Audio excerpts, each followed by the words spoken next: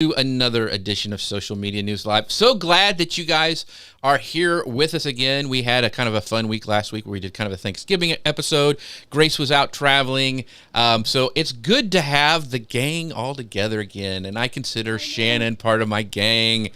I always have fun talking with him. But if you're joining us today, I hope you're joining us today.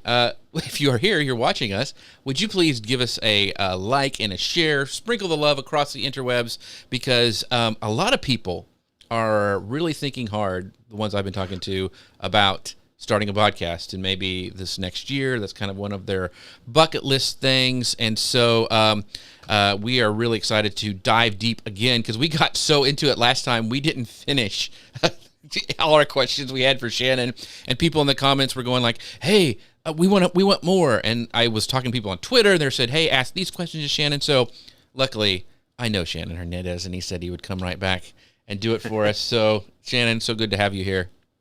Thanks for having me, man. I appreciate it. And I'm lucky to know you and Grace. Well, I'm lucky to know, yes. Grace is the one that holds the ship together here. When I have to go without her, it's always a little rickety. So I'm glad. Yeah, so we got some of our friends stopping by already. We have Katrina saying, morning from Washington State. Thank you for spending your morning with us. Appreciate that. Our pal from across the pond, Ian Anderson Gray, he says, good morning, good afternoon, good evening. He's so proper, those English. They're so proper. Thank you, Ian, for stopping by.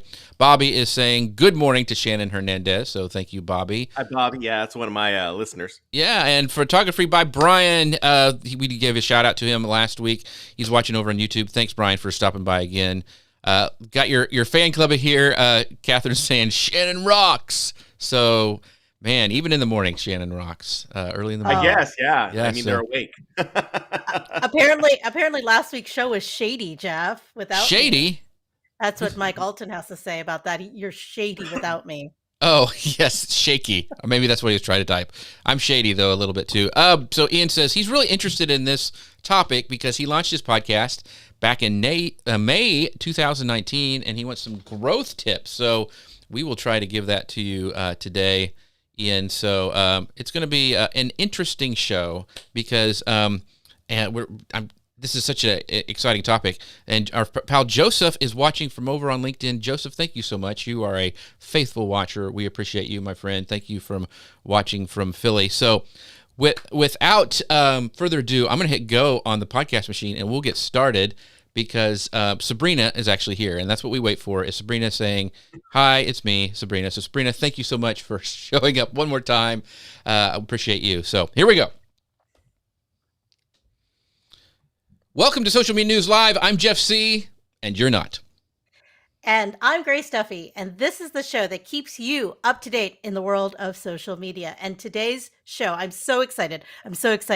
To talk about today's topic. Jeff, I'll let you introduce it. Yeah, Shannon Hernandez is joining up with us again, and we're going to be picking up right where we left off the last time he was here. So last time we covered podcasting trends and getting started, and this was just a few episodes back. So if you missed that one, make sure you go back and check it out because Shannon dropped a ton of great info and tips there. So today we're getting started into all the tools and the tech and monetization and motivation that goes into a successful and profitable podcast. So Shannon, how are you doing today, my friend? I'm so excited that you said you're going to come back. Even after last show, you decided, hey, I might as well come back. Yeah, man, I had a lot of fun last time. So thanks for inviting me back. I guess, I don't know. I would imagine that I'm in like an upper tier of repeat guests. Yes. I guess. I don't know. There aren't that many. I think Lou was one. I think Ian maybe have been another. So yeah, you are in like a special class now.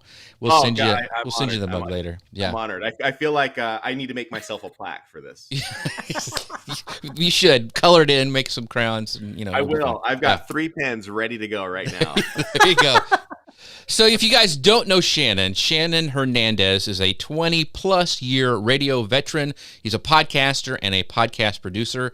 With his work in radio broadcasting, he's got the knowledge and the experience to bridge traditional media, tactics and strategies with the developing online content and marketing. So you can find his videos on podcasting and podcast marketing on YouTube. He's got a fabulous YouTube channel, and he currently holds down the weeknight time slot for 98 KUPD FM and is the sound design and editor for Guy Kawasaki's Remarkable People podcast. So, Shannon, welcome to the show, my friend. Thanks for having me. I appreciate it. By the way, we did a big shout out last week to them, but I'm going to do it again, is our friends who make this show possible, who are over on Ecamm. So you can find out more about Ecamm at socialmedianewslive.com/Ecamm. That's what we're using to produce the show, send it out everywhere, and chop it up. All that stuff that Ecamm allows us to do. They are doing something really, really cool right now. They're calling it Vlogmas. For Vlogmas right now in their community. So if you happen to grab a hold of that really cool Black Friday Day sale and need some help getting started, make sure that you do a search on Facebook for Ecamm Live Community, and you'll find they're putting out videos every day. They're really helping train people in the software. So make sure you guys go check out Ecamm. If you didn't get part of the sale, you can still sign up for it. You won't get the Black Friday pricing, but I tell you, I would do it anyway because it's such an awesome piece of software. You can find out more at socialmedianewslive.com/Ecamm. Thanks for them for helping make this show possible. All righty, Grace, let's jump right in this because we've got the comments are humming already. People wanting to talk about this. And I have to say, there was a huge demand to have Shannon back because part 1 of this podcast series we're doing was just so amazing. So we want to kick off today's show talking about the tech and the tools that you need to create a professional podcast with or without a fantastic sound designer, just like Shannon. So, Shannon, can you give us your tips on the best podcasting tools for getting started? So let's start with the equipment, like mics and audio recording. What do you recommend as far as mics and recording this beautiful audio that we have going here? So we'll just make it simple. Go download my guide, and that has everything there for you. Done. No, I'm kidding. No, you do have a guide. It's great. And they can find that. Isn't it on shanman.com? Can't you find it there? Yeah, it's on the shanman.com, so you can go on over there. But I mean, for those who are watching who don't have time to download that guide has basically the equipment that, if you're looking to get started, especially if you're a business podcast trying to get started and wanting to get started into the new year. This was a question that came up in one of the Facebook groups yesterday where someone was looking for affordable equipment. Now, there's a difference between getting affordable equipment and just getting equipment, and so starting out and getting your equipment can be kind of an investment when you look at it, but you have to remember that the investment is a one-time purchase. It should last you a pretty long time, and you shouldn't have to buy equipment other than maybe cords that might fail and whatnot. But if we were to start from ground zero and you wanted to start on the very, very, very, very basic level, you could really just get, a USB microphone and use Zoom. I mean, that's as simple as it's going to get. If you're not using Zoom, you could use probably a Google Meet. That might work. There are many different services that are out there.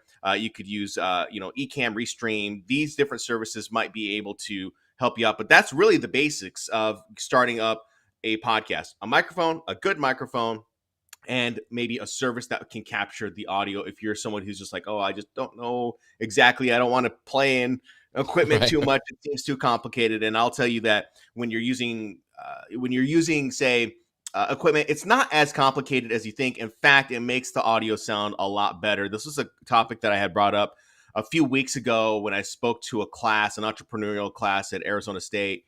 And, there's a difference in between, the sound quality, the sound quality that you would be getting on, say, like a Zoom is a lot lower than, say, recording direct into a software like Adobe Audition. But if you were to start from the very beginning and start, say, like, I want to get equipment, I want to get microphones, I'm going to have a group of people that I'm going to be bringing around into my own home studio, just like that comment was in the group yesterday. You can start very simple. You can start with 4 microphones, and the microphones can be very, very simple as far as, price is concerned. So if we're going to say, like, let's say we're going to have 2 microphones, one for you and a co-host. All right. And maybe you're doing calls remotely. You got to first budget out for microphones. 2 microphones. There are a number of different microphones that are out there. Excuse me.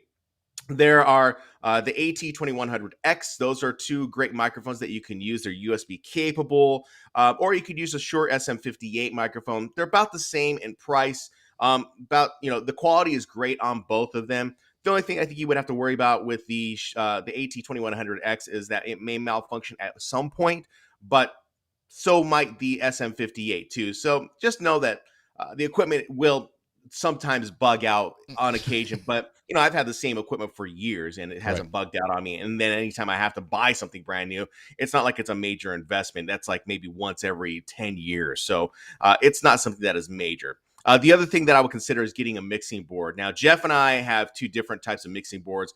I believe Jeff uses a Rodecaster Pro for this podcast. I use a Yamaha MG10XU mixing board. That's a live mixing board. In fact, when I first started podcasting, I was using the analog version of that mixing board. So this mixing board that is upgraded is now USB capable. So I can record directly through that mixing board from my microphone to that mixing board into my recording software, which would be Adobe Audition. But you could use it also on Zoom calls. You could use it on StreamYards. You can use it on Restreams. You can use it on just about any service that is out there. Other things that you would probably need, you would need to get some cords so that you could plug in your microphone into those mixing boards. And then a couple of other things, you might need to get some mic stands or maybe even some mic booms, and you're pretty much good to go. So when you think about that and you think about the pricing behind all of that equipment, it's really going to vary and it's going to depend on your budget. You just have to remember that you're going to purchase this once. It's a one-time purchase. And that would be good for you. Some things I would recommend that you stay away from, and it's not that I don't like the products, but they just are. I would say that they're just not suitable for podcasting. There are podcasters out there who try to do a lot of things on the cheap. All right.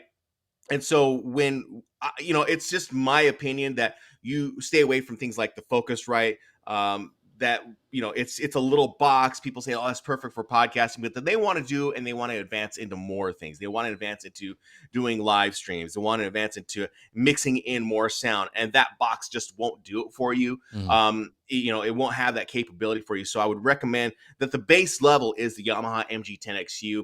If you want to go a step higher, then I would say go into the Rodecaster Pro. That's about, I think, $300 more. So, if you're looking for pricing, you could go download that guide on my website, and of course, it could tell you everything there.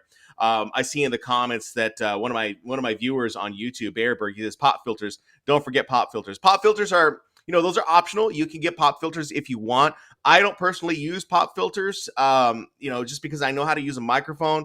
Pop filters are really more about, it's a preference, really, and especially if you're doing voiceover work. If you're doing voiceover work for a podcast that has acting, maybe doing an audiobook, you might want to have a pop filter. But if you know how to use the microphone, you know how to stand, you know how to have a distance between you and the microphone, you don't really need a pop filter. But I know a lot of people like to use pop filter. Plus, it makes them feel cool, makes them feel like, hey, we got that. But, there's some people who do notice maybe a difference in using a pop filter too. So just kind of, gauge it on what you feel is necessary. If you're just getting started, maybe you don't need a pop filter. Maybe you do. You're just going to have to gauge that on your own.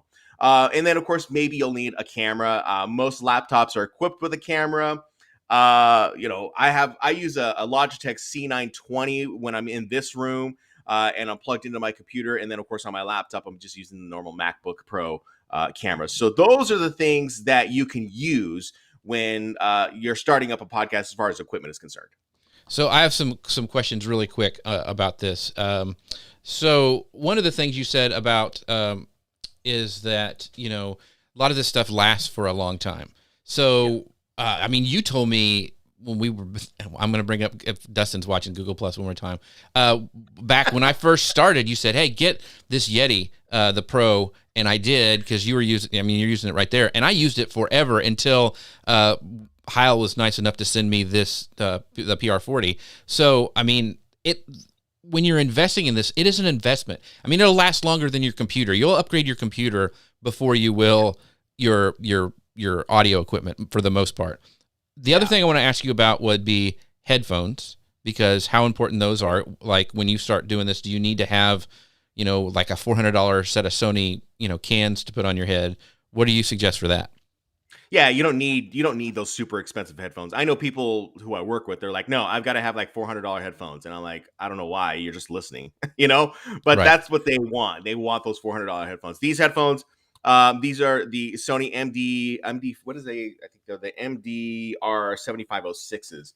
And these are perfect. I mean, I've been using this brand since I started in radio. So, I mean, you can use these. I use a different brand at work because I had bought those at one point in time. And I was like, I'm going to use those. And I ended up just bringing these home because these sound really great. They got really good low end. And of course, they are noise canceling as well. So these run anywhere between, I think, $80 to $100. That's something that you can deal with for about 10 years. I mean, let's put it this way in perspective. The headphones that I'm using at work, I'm on my second pair of those. And I had used them and I thought, oh, I really like these, but I still had these at home. These are my good headphones, but I'm on my second pair of those. Those burned out within, God, I think within 5 years, and these continue to last. They just keep going and keep going. So, remember that some of the equipment, you don't have to buy super expensive stuff, but if you get a decent pair, you can use it. Don't use earbuds because what happens, especially if you're doing audio through a mixing board, if you're using earbuds, those don't have the sound cancellation in the headphones. And when you get close to the microphone, you can hear feedback. And I know there's a lot of podcasters out there, they like to use the earbuds. If that's what if all you can afford, great. But it's going to create problems later on down the line. I had a call with someone a few weeks ago where we were just catching up. And she was using her earbuds, her Apple earbuds, and they were cutting in and out, and they just weren't the best sound quality. So, and she couldn't hear me. I couldn't hear her. It was more trouble than what it was worth. And she just ended up taking them out, turning the Bluetooth off, and then just started talking between me and her, or her and her camera microphone. So, just know what you're going to be getting into. If you're just going to be using, plugged in earbuds or, Bluetooth earbuds, they're not going to be the same as if you're just plugged in. Right. It's all preference, though. Ultimately, at the end of the day, it's all preference. Well, one of the things is these are just monitor headphones, but they plug into my board because I thought, oh, I'd be cool, and I'll use the new Apple iPods, and they cut out during a show, and you can't hear anything. So if you're doing an interview type of podcast, then, you don't want to have your guests, you can't hear them anymore. So it's really important, I think, to be wired for even any sort of interview thing. So the last question you have actually are what a lot of recording artists use. They use a lot of those. And so those are great to have because they fit molded to your ear, and it's really, you can get every sound basically in your ear. And these are actually they're not for really high def stuff, but they're just for monitoring, but they're like $15 at Amazon. And so if you're watching on Amazon, they're in my queue. I mean, they're really cheap. One of the questions I wanted to ask is, let's say you're really sold on podcasting. You enjoy it. You like it. You're starting to see some traction. What would be the thing that you would upgrade first? Oh, that's a good one. What would be the first thing that I would upgrade if I were just starting out? I would upgrade into my microphone. I mean, that's the thing. Upgrade in my microphone, and I would upgrade into my software. Software is a very important thing, I personally believe, if you're looking for better quality audio. So the question that comes up constantly is, how do I get better audio for my podcast? I'm using this, I'm using that, and I'm just not getting the quality audio that I'm expecting to get out of my microphone. So, you go into these groups in Facebook, and people will be like, oh, the Blue Yeti is trash, or they'll say the ATR 2100 doesn't work, use this microphone. What people don't realize is that when they're recording into software, they're recording into SaaS products, software as a service. I could name a bunch of them. They're all out there. You can name Auphonic, Zencaster. You can name them all that are out there. You're still getting quality. You're still getting audio that is going into that SaaS software that is controlled by an internet connection, and you're not getting the best audio quality. The same can be said if you're using a StreamYard, if you're using any SaaS product. Now, if you're looking for clean audio on your end as the host, then it would be important for you to record from your microphone into your mixing board into a software like Adobe Audition or even Audacity if you're looking for that. Those are things that you can do to improve the quality if you're looking to make it more legit. All right. As far as your guest audio is concerned, this is another question that comes up. How can I get my guest audio to sound better? Well, that is the one thing that is out of your control, because your guest audio is based on what they have as far as equipment is concerned. It's based on their microphone. It's based on their setup. It's based on whatever it is that they are dealing with. Now, that is, I guess, a mindset, a mental thing that that the host is gonna have to get over, because a lot of us get very dead set in this fact that we go like, well, our guest audio doesn't sound great, and we know that this can sound better. It can sound better if your guest is willing to make it sound better. Right. That's the only way. And we have to remember that when we're recording remote podcasts or remote interviews, that the audio is being fed over a line. It's being fed over an internet line, and you're going to be losing some of that quality on the transfer, especially if you're recording it into an Adobe Audition. Now, if you say to me, well, yeah, there's a different way or there's a better way to get this, I will say, I don't know if there's a better way to get it, because even in radio, we use ISDN lines to do remote recordings or remote broadcasts out on location, and still the quality on that is not as clear as if you were doing it direct or a DI into a mixing board. So just know that you're going to have some of those inconsistencies in sound, but you can always make your sound better if you're recording directly into a software like Adobe Audition or an Audacity. So if you're asking me what to upgrade first, I would say upgrade your microphone and upgrade your software. Try to start recording directly into your software like an Audition or Audacity. I mean, really, ultimately, at the end of the day, if you're just doing it on a Blue Yeti microphone and a Zoom call, and that's all you want to do, that can be perfect. But I know podcasters say like, man, I really want to sound like a Pat Flynn, or I want to sound like a Jeff C, or I want to sound like, a Guy Kawasaki. They're going to have to upgrade their equipment, and that's typically going to come in the form of a microphone, a microphone, a mixing board, and their software. Yeah. I want to pull up some questions here because like Nancy, and in fact, we thought about doing this for Guy, and I know like Jay Bear used to do this. She agrees about the mic. If you, that's not it. Send them a mic and offer free training. That's a great one. That's like Jay used to send people a podcast mic to make sure they would have it. And then our friend Gary Stockton over on YouTube says, there is one guest hack I do. If my guest audio is terrible, I have them place their mobile phone in front of them and record voice memo while we are talking, and then send them the file. Oh. That's a great hack, Gary. I never even thought about that. That's a cool hack, actually. Yeah. So we have a question from because I have some friends who do a true crime podcast, and the way they record both their audio on Audition. So one is in New York and the other one is here, and they do their calls on FaceTime together. And so they don't do them on Zoom; they do them on FaceTime together, and then they record everything on Zoom. So there's all these different hacks that people do utilize. My friends Dino from the Gary and Dino show, they do something very similar as well. If you want to have clean audio, they figured out a way to where they're just recording the individual tracks themselves, and then in post-production, Gary goes in and he matches it all together, and then it sounds like they were in a studio together. Well, and also it's important to have backup. Like I always say, like when I say I'm starting the podcast machine, I'm hitting record on that, but Ecamm also records it. Restream does as well, but that way I have backups in case, I have a dropout on something or something that didn't hit record right, or there's something. I always have those backups. So Grace, you had a question you were going to ask? I'm sorry. Yeah, I was going to point out Catherine Long had a question here. She said, I'm using a mixer, but switched to an interface a couple years back. I'm going to be doing a co-host show in 2022. Should I switch back to a mixer? Let me read that question again. So I was using a mixer, but switched to an interface a couple years back. Catherine, can you tell me which interface you were using? If you're looking for better audio and you're looking to co-host a show, and it depends, because you have to look at the co-hosting. Is your co-host going to be in the same room, or is the co-host going to be remote? So, I mean, if you're doing co-host remote, I would say you could just be using your interface like a Zoom or anything like that. Because it's just going to be you recording audio someone remotely. So you just got to differentiate who's the co-host and who's the guest, right? But if it's someone who is going to be in the studio with you, then probably you have to use a mixing board, because there's that only way that you can capture that audio is by having someone in the if you have them in the studio or in your recording setup, you got to have that mic there. It would not make any sense if you threw them in another room of your house and then you're doing it on Zoom. So you might as well just have the extra microphone ready to go, and then you can patch in whoever is going to be doing the interview. If it's a remote recording, you could do it that way. So, I mean, there's multiple configurations of how you can do this. You just got to make the one that's going to be the easiest for you.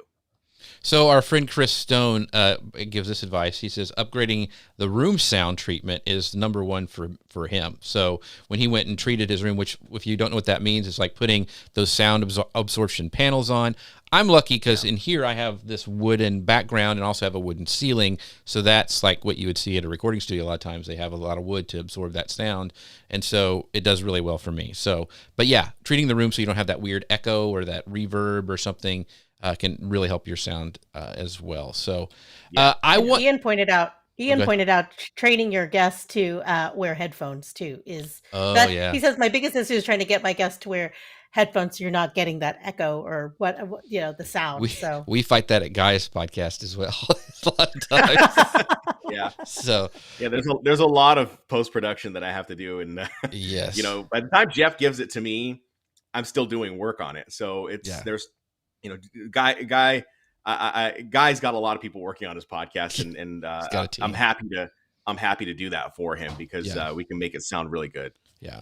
So I want to get this. This is from Retro Turbine, I think, and this is a super chat that came over, I think, on your channel, Shannon. So I want to make sure that we answer this. I got a super chat. I think so, or I don't, or one of us did. So I think if you shared it, oh no, maybe it's not a super chat. I don't know what it is. Yeah. Anyway. But he hasn't been plugging into social media in my episodes, but I want to start doing that. Should I do that at the beginning of the episodes or at the end for like podcast? So that is preferential. Now you can do it like how we did here in this podcast. Jeff plugged whatever he needed to plug in the very beginning, typically the highest point of listening.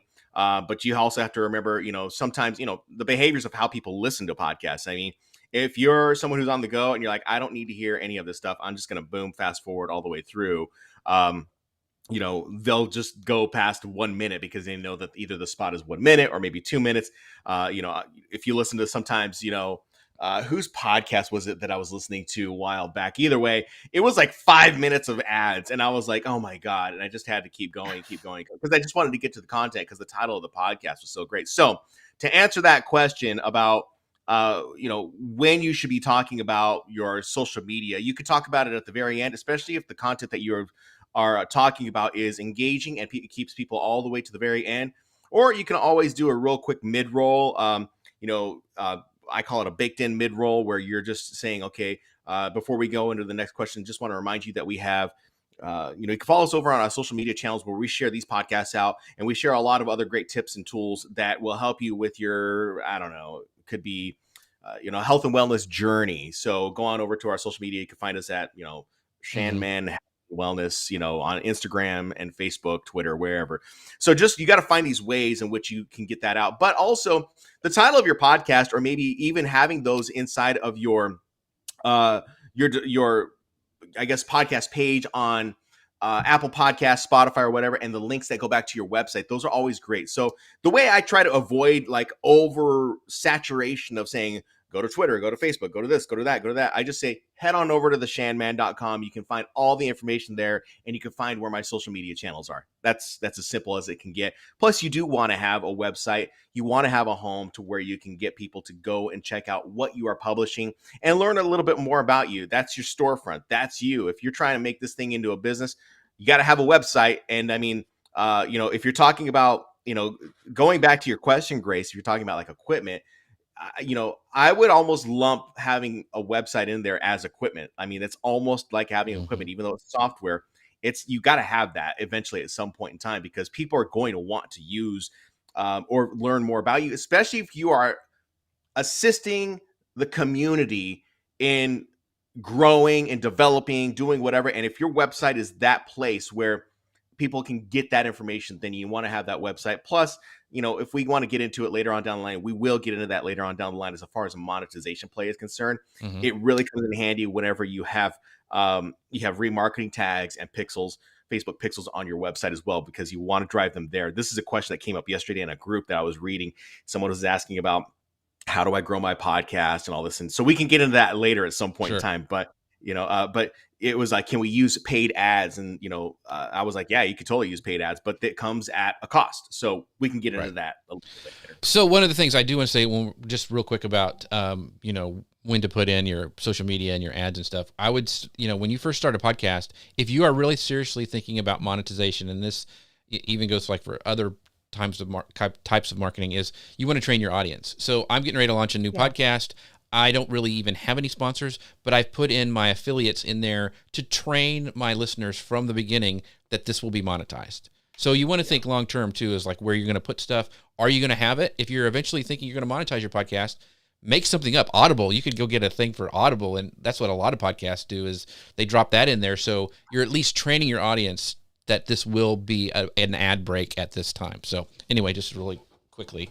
No, that's great. I mean, that is something that I've been saying for years. I mean, I should have said that, but I'm glad that you said it, Jeff. I learned it from because yeah, it's a behavioral thing. So if we were to take, what I like to relate to whenever it comes to podcasting, I'd like to relate it back to radio, because radio is basically the blueprint for what podcasting is doing now these days. So when you're jumping into a lot of these companies where there are these networks, they're doing sponsorships and whatnot, you'll be listening to a podcast and then you hear the ad break, right? So you hear this ad break. So you could do it through, I'm not a fan of those networks just because, there's a cut that's being taken. Of course, you have to have 1 million downloads to be a part of those. Well, not all of them, but you have to have a lot of downloads in order to be considered for those, right? But at the end of the day, when we're talking about programming your podcast, you want to create a behavior to your audience to let them know that, hey, this is going to be an ad break. Like Jeff said, this is going to be an ad break. And there are going to be different types of ads that are coming in. So let's take, for example, like Guy Kawasaki's podcast that we crested over 100 episodes. Mm-hmm. And Jeff came to me and he said, we're going to have, we're moving over to HubSpot. We're no longer doing the Remarkable sponsorship. And so he said, there's a couple things that we need to do here. How can we do that? Well, in my mind, I went directly into radio mode. And I thought, well, this is basically now ad breaks is what they are. But they're just baked into the podcast. We don't have to go through a network. We don't have to go through anyone. These are our own ad breaks. So when you're creating and developing a behavior, the behaviors can be from tease music to let them know that there's going to be a break that's going to be coming up. Maybe there's not, but if you listen to Guy's podcast, I always create a music bed where there's a point that is being made, and that tease music always leads into another teaser, or I guess a spoken teaser about what's coming up in the podcast in, say, 20 minutes, maybe 10 minutes, maybe 30 minutes, depending on how long the podcast is going to be. And then it breaks into a commercial break, and then we rejoin it with Guy's brand music, and then we rejoin it by saying, you're listening to Guy Kawasaki's Remarkable People. And then it goes back into programming. So I know I went a little fast in that, but if you go listen to Guy's podcast, you'll know what I'm talking about. But it's all about the behaviors, about listening to that, because then you're able to maneuver and get whatever sponsorships you want, or behaviors, or even put in your affiliates in those spots as well. So that's a good way of doing it. I don't know. Do you have something else to add, Jeff? No, that was good. So I just wanted to, since we had that super chat, kind of jump into that real quick, because I do want to go back and talk a little bit more, especially for people who are just getting started. It's confusing when they say, okay, I've got to get editing software, but I've also got to have a host. And a lot of people they think they can just host their podcast on their website. So let's talk about the best places to host. So, I teased you a little bit before the show started about talking about some of these, because you have some opinions on them, and it's really interested on them, because you have everything from, like, we use Simplecast for guys. I've used Libsyn before. There's Burberry. There's all these different podcasting hosts, and they're becoming, I love competition, because that is best for all of us. But what should we be looking for in a podcast host, which is where the audio files live, so you don't get hit on your podcast, and why that's important? Yeah. So don't do it on your website. I mean, this has been something that has been talked about for many, many years. I mean, the people who jump in and they start this thing out there go, oh, wow. What they discover is they maybe go to GoDaddy, or they do Bluehost or HostGator, and they're like, wow, I got all this space on my host, on my website, and I could just start hosting audio. They don't realize that when it comes down to putting audio on a website, there comes metadata that needs to be coded for the publication platforms. So what I'm talking about when I talk about metadata, I'm talking about the show art. I'm talking about the descriptions of the individual podcast, the description of the actual podcast overall.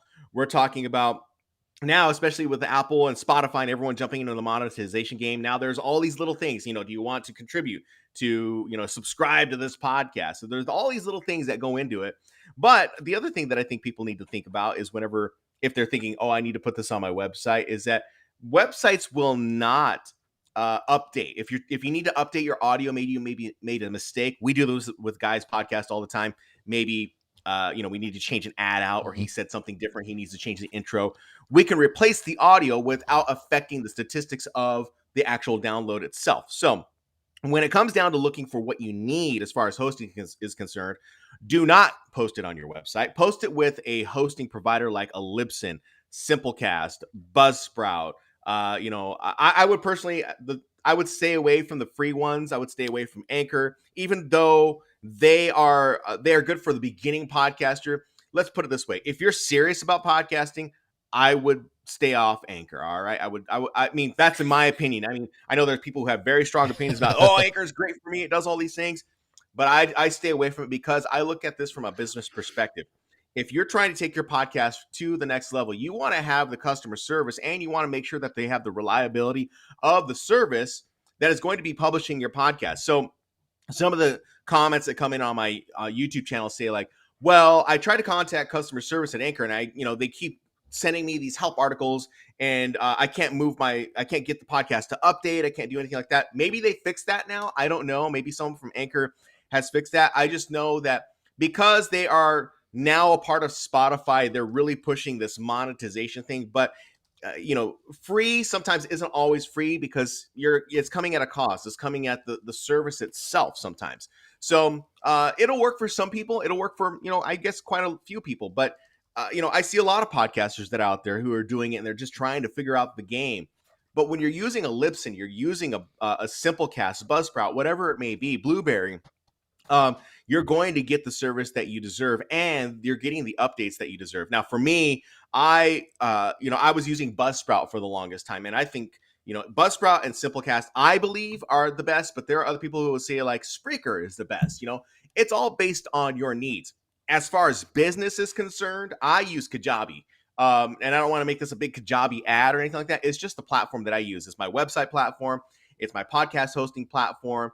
It's my landing page platform. It's my email marketing platform. It's the all-in-one that I use. And when I use Kajabi, it does basically the same exact thing as, say, Buzzsprout or Simplecast. The only difference with Kajabi is that with Kajabi, I am able to create, say, a paid podcast if I wanted to do that. So I can have a public podcast, and then I could have a paid private RSS feed podcast that I can send directly to my subscribers if I wanted to do that. And I'm getting a monthly subscription. So now this is where we run into the whole monetization. We jump into monetization. I would say when we think about our podcast and we think about the hosting, we have to really come and step back and ask ourselves, what is the ultimate objective of our podcast? Is our podcast to get downloads? And with downloads, what does that mean? Does that mean we're going to be a lot of downloads so that we're trying to get sponsors? Or am I just trying to build this into a business so that I can help and serve other people? Maybe the objective is a little bit different. You may be doing coaching programs. You may be doing paid podcasting. You may be doing who knows what. You may have to jump into something that's a little bit different. You may have to jump into something that that is more like a Kajabi, where it's more sales driven and it's about you and your brand. But if it's about sponsorships, maybe you stick with Libsyn, Simplecast, Buzzsprout. You might stick with those. And that you're just going to have to work towards getting more listeners so that you can approach sponsors or maybe join some type of network to say like, oh yeah, this is how I'm going to start making my money. Again, all that stuff is going to come at a cost. It even comes at a cost when it comes down to doing, say, a Kajabi. There is a cost that you have to pay, not in terms of financial cost. It's going to come at the cost of, say, how big is your audience? And maybe your audience isn't that big, but maybe what you're offering is enough to start and help develop your business.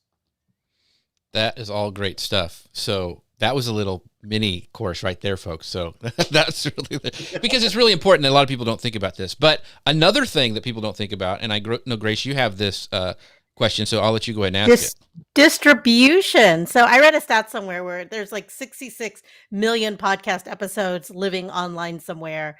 I'm sure that number is growing. And according to the stat, there's like a 500,000 of those podcasts are on Apple Podcasts, which of course still growing, no doubt.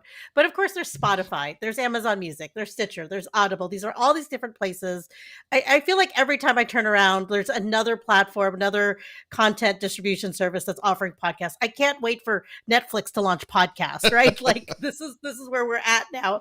And so I wanted to know, there's all these different places that you can distribute to. Can you tell us what is the submission process for getting your podcasts, I guess, distributed on these platforms, particularly Apple? I know Apple there tends to be a few hoops. There's a lot of articles written about how to get on Apple Podcasts, but there's a lot to choose from. Tell us about what that is, what it's like to navigate this process, and how do you decide and choose where to go? So when we look at the statistics, and I mean, I'm sure, you can ask someone who's more qualified about this than I am, who does research on this. But when you look at the distribution as far as how people are listening or where they're listening, there's been recent articles saying Spotify is now, competing with Apple at the top spot of the distribution platforms. And so still, though, to this day, Apple Podcasts is the platform that most people are listening to their podcasts. I don't know, people here who might have podcasts can look at their statistics, and they can see that probably the majority of them come from Apple Podcasts and Spotify. Now, how many do we need to get on, and how do we get on those? All right. So my philosophy on this is that you go where the people are. You go where the people are hanging out at the bar, where the popularity is, right? But you also want to be in the area where people there's total introverts who don't want to go to the bar. They want to go to their own little watering hole, right? And so you have to also kind of cater to them as well. But for the most part, when it comes down to the distribution process, I would allocate time for yourself to say, okay, if I'm going to have a hard podcast launch date, maybe you want to soften that up a little bit, because the process of getting on these platforms and which ones you need to be on can vary. So let's take, for instance, you talked about Apple Podcasts. Which ones do we need to be on? Well, definitely you need to be on Apple Podcasts and you need to be on Spotify. All right. So when you go through the submission process, if you use a service, I don't know, Jeff, you set up Guy's podcast on Simplecast, but I've set myself up on Buzzsprout and Kajabi. On Buzzsprout, I know Buzzsprout's got a really great service for hosting, where you set up the podcast, you do all the uploading, you get your everything up and ready to go. And then they have basically all the platforms that listed on their website or on their hosting platform that will tell you where you need to be listening your podcast, with instructions included and links that go directly to the areas in which you need to submit your podcast. So that is a really cool feature of Buzzsprout. Kajabi does the same thing, but they're only listing the top podcast platforms that most people are listening, but they're still working on getting more. I have a guide where I give a list of all those. So you can get this information from different sources, right? But what happens is that you are going through and you're going to have to start submitting through the Apple Podcast process, all right? So I talked about this hard launch date, right? You set a hard launch date. You say, I'm going to drop a podcast on January 2nd. So that's when I'm going to do it. Well, we have to think about, okay, if you're going to drop it on January 2nd, are you going to drop it on January 2nd, or are you submitting on January 2nd? Like, let's think about this, all right? So when you submit to Apple Podcasts, you submit, and you'll get the RSS feed from Buzzsprout, and you'll get the RSS feed from Kajabi or wherever, Simplecast. You'll submit that. You submit it to Apple.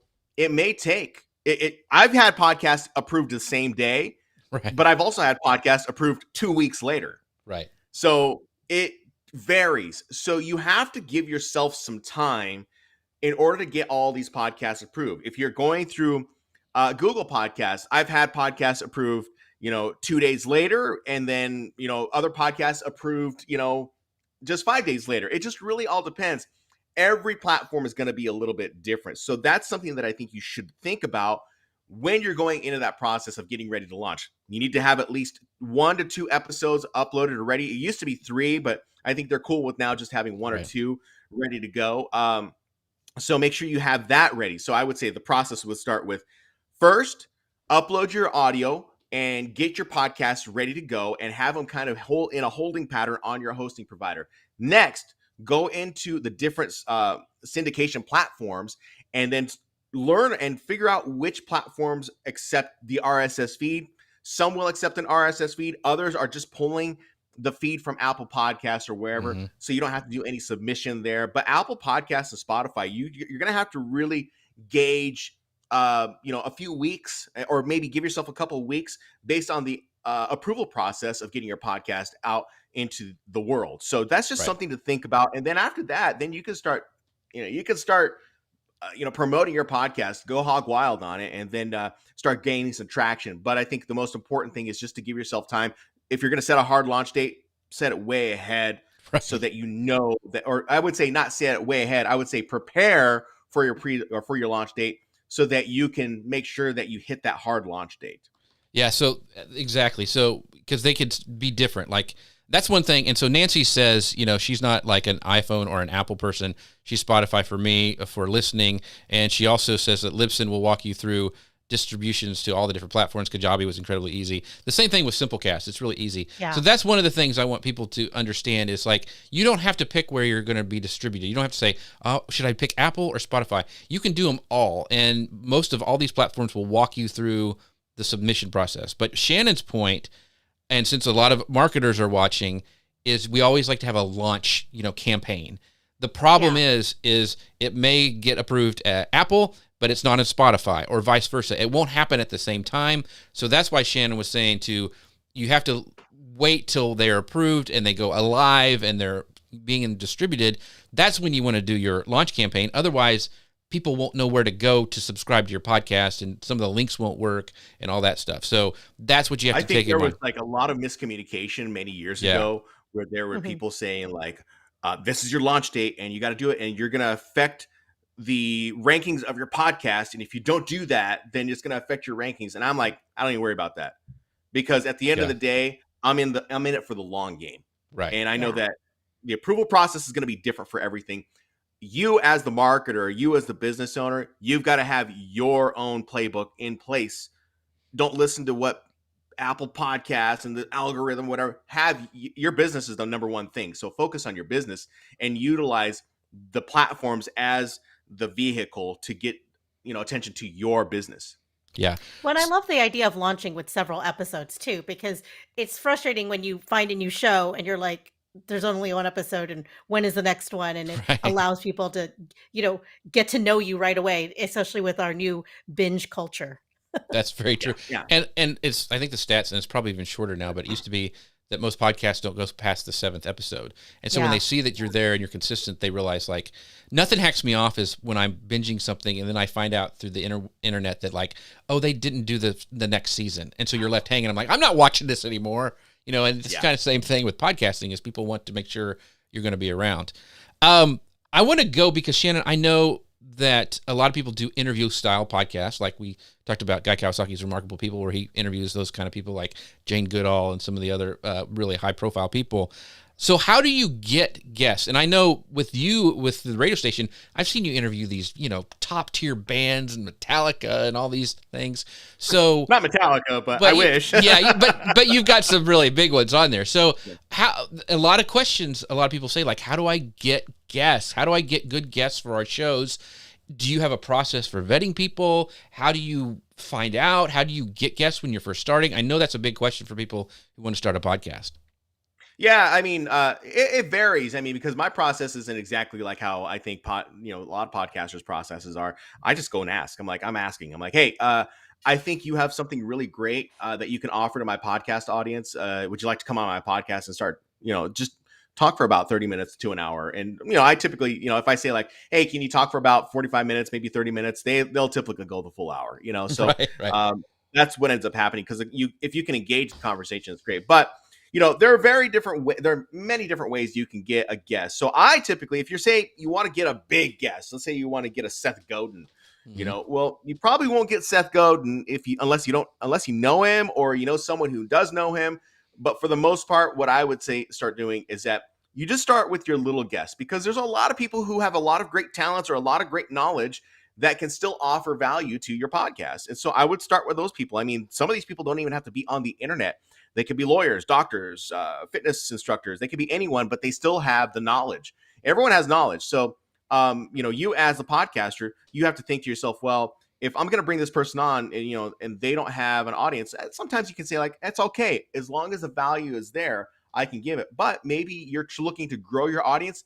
You're trying to find someone. Still, maybe you need to just start getting people to be acquainted with your style of podcasting. Get guests that don't have audiences in the beginning. You don't have to have a guest that has 100,000 people on Instagram who will follow your podcast. You don't have to do that. You're just looking for the value. And then once what happens is that as you go further down the line of episodes and you start putting in requests to people, and you say like, hey, I do a podcast that has this and that. You now have the clout to say like, I've done 52 podcasts, a year's worth of podcasts. And these are the topics that we talk about. I would love to have you on my podcast, and I would love to see if you would be willing to share some of your information and knowledge to my audience. Sometimes they'll say yes. Sometimes they'll say no. It just really depends. My process is really more about providing the value, because when people jump out of my feed, they see that the value of starting a podcast or, marketing a podcast, those podcast episodes are going to be there for people to consume. That's what I'm looking for. I'm looking for to share the necessary value to them. I'm not in the business of sharing content just for the sake of sharing content if it's going to lose listeners. That I want to share content so that I can get it out to them and it's important to them. So, figure out your own process. But I mean, I know you have a different process of how you do it, Jeff. I know you do it too, Grace. My process varies differently at the radio station. It's typically with someone who's working for the record company. It comes to us and says, hey, do you want, would Shannon like to be interviewing someone from, I don't know, Bullet for My Valentine or whatever. And I get the power to say yes or no. That's up to me, But if you're a podcaster looking to get a guest, start small. Start with the guests that, that don't have audiences. Just provide value. That's it. Yeah. One of the things on the flip side of that, like a lot of business owners, a lot of marketers, a lot of people within organizations want to be interviewed by podcasters because they have information to share. They want to promote their product or what have you. So what's an effective and reliable way to get your name out there and let people know that you're open to being interviewed without being super slimy or spammy? Yeah. I mean, that all comes down to the content development that you're going to create. I would like the bio. The bio is always a great one, but this is really now more, you're now diving into the topic of like, you're trying to sell yourself basically to these people. You can promote yourself. You can reach out to people on different podcasts, jump into the Apple Podcast store. There are services out there that, say like, we can get you on different podcasts. I'm kind of, it's not that I question those services. I'm just not trying to be on every podcast. I'm trying to be on every relevant podcast. So my podcast is about, or if I want to try to promote my business, I want to try and be on, say, for this instance, I want to be on YouTube channels. I want to be on marketing people's channels. I want to be on their channels to be talking about what I am promoting. If they say no, they have my information. I can always circle back. But when I'm crafting that email, I'm not crafting, like I got an email yesterday where this guy was like, hey, you want to grow your podcast? I can help you grow your podcast in 90 days and make $100,000. I'm like, God, this is so disgusting. I hate when people do that because it's false promises. Not everyone can do that. And typically what that guy's looking for, he's looking for an investment so he can make money. Whereas I'm just looking to help provide value. I'm helping to provide value where I can. Now, do I want to make money in the end? Yeah, I do want to make money in the end, but I don't want to sound so gross and salesy with that. So I just provide my credentials. Hey, I'm a 20-year radio veteran who's been teaching podcasting for the past 10 years. I edit up podcasts from small business owners, and the most recent one is Guy Kawasaki's Remarkable People podcast. Here are the links that you can go ahead and check out. I would love to be considered to be a part of your podcast and help share the knowledge with your podcast audience if you feel that it's a great fit. There you go. Right. And I get those pitches all the time that you mentioned before as well. And you can tell a lot of times they don't even listen to the podcast. They're like, this guy would be perfect for your podcast. He's a vacuum cleaner salesman. And I'm like, what? Why would what? I've gotten those in the last couple of weeks. I'm just like, I just have to start throwing them in spam. So Mike has this great comment, and I think it's really important. He goes, start building relationships today, and you'll find tomorrow's guests. And I think that's really, really important. The other thing is, and what we try to really do on this show, is we make the show about the guests. Like, and we repurpose this like crazy, and you'll hardly ever see me or Grace more than me on those clips, because I want to make this show about the guests and their knowledge and providing value that way to my audience. And that's what I do with those clips. The good thing is is guests want to come on the show because they know that I do that, and that they know that I share them out and I try to make the show about them. So that's one way if you're trying to get guests. And when you do get those guests, make it easy for them to share the content. Restream does a really great job with that with this new pairs feature. But when you're making, graphics or whatever, make it really easy for them to share it, and then highlight them when it's over. That has probably been the best way for us to grow this show, because it just works. So yeah, absolutely. I mean, it's always about your guests. If you're the host, it's always about your guests. So highlight them. I mean, make them the star. Yeah. And who are you again? Never mind. And the audience. And the audience. Yes. Jeff does a really good job of answering questions and bringing up people up too. So that is another big part of that too, serving the audience. So speaking of serving our audience, the new dynamic. Yeah, the audience now, with the way we do things, that's the new dynamic. Yeah. Yeah. And speaking of our audience and giving them great information, do not forget about our friends over at Ecamm. See how smooth that was? You can find out more about them at socialmedianewslive.com/Ecamm. And I hope you guys know by what I said last week and throughout the show is that I love it's not just the product and the service, but it's the people there. They've got a great community. They really help you learn the software. They listen to what you guys need. And so I'm so excited they've been a sponsor for the show from the beginning. So find out more about them at socialmedianewslive.com/Ecamm. And we may have to do a part 3, Shannon. I mean, I'm telling you, we only have 5 minutes left. And we really didn't get into monetization. So so I know you get this question a lot, so let's make it really as short as possible, and we'll have you back to talk about this.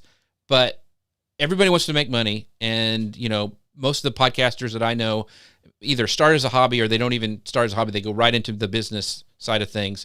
What's the best way for somebody to monetize their podcast? You're muted. That's the radio station in me. I mute myself. So there are multiple ways you can monetize your podcast. There's so many different ways that you can monetize. Yesterday, Grace sent me an article on the different ways you can monetize a podcast. I was like, yeah, these are all great ways. So, I mean, let's just look real quick at the different ways. I'll just kind of name some off the top of my head. There is, the donation, the subscription model. There is making money by creating products for your audience. There are courses, coaching. I mean, there's sponsorships. There's all these different ways you can monetize.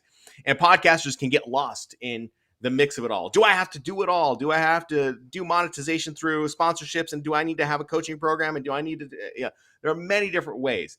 So this all comes back to the question, what is your business objective? What is your objective? So when I ask about what's your objective is, yes, I want to make money, but we have to ask the underlying objective. Who are you trying to serve? What are you trying to do? Ultimately, what are you trying to do? So I personally believe that it's a bad philosophy to follow if you're just doing it to make money, because if you're doing it to make money, it looks very self-serving, right? So yes, we want to make money. We want to help this become a part of our livelihood, but there has to be an exchange of something. So the exchange may be coming in the form of laughs, but like when I talked about the dynamic of what we have with an audience, it's about a guest, but now it's about, we have a live audience who's here watching. But you have to also remember that when people are listening to a podcast, they're consumed in you. So you need to make it about them. So you need to always be having it facing towards them. Your content has to be facing towards them. So when we're talking about monetization, what is it that you can offer to them? Could it come in the form of a funny t-shirt? Could it come in the form of saying, hey, look, in exchange for all this great free information, I would love it if you could contribute to my podcast. $5 a month. It helps me help develop the podcast. So you're giving free information that is valuable, but hopefully they can do that. Now that's a little bit different, but you can also do something like, there's a lot of people who use Patreon. Mm-hmm. And so they give a lot of bonus content. They give extra episodes of their podcast because that's what typically people want to do. I mean, you can do that. Not every objective is going to be the same. And not every objective is going to be something that works. It's not a one size fits all. Like my friends who, run the Crime and Sports podcast and Small Town Murder podcast, they have millions of downloads, and all they do, how they're making their money, are based off of their Patreon and PayPal donations. All right. And then of course they've gotten so big now that they have other lines of income that have just come forth. So I would say in the beginning, figure out what the one thing is that you want to start setting yourself up for. when it comes to monetization. For me, if you're a business and you're not like in the comedy niche, or you're not in the true crime niche or anything like that, if you're starting from the business side of things, you need to start developing and building a website so that you can start collecting emails, so that you can start promoting that you're going to eventually start saying, hey, here's a plan where you can subscribe to extra podcasts, or things like that. I mean, I could go really deep into this. Well, you're going to have to go really deep on part 3 with Shannon Hernandez, because once again, we got so many great questions and so many awesome topics that we talked about that, you know what? You should teach a course on this, Shannon. Weird. I know. So where can Maybe you people should build a business around podcasting? Yes, I don't know, Shannon. We're full of tell ideas. people where they can find you and get some more of all things Shannon Hernandez. Yeah, you can find me at theshanman.com. I have my course on, the basics of, I wouldn't even say the basics. It's just learning how to use Adobe Audition to build out your podcast. So that is available there for you to go ahead and check out. And I got other products that are up there as well. How to monetize your podcast, audiobook. I've got, podcast launch checklists and so much more that is up there. So go to theshanman.com. You can find it there. Yeah, it's got tons of resources. And there's nobody else I go to when it comes to podcasting and audio stuff.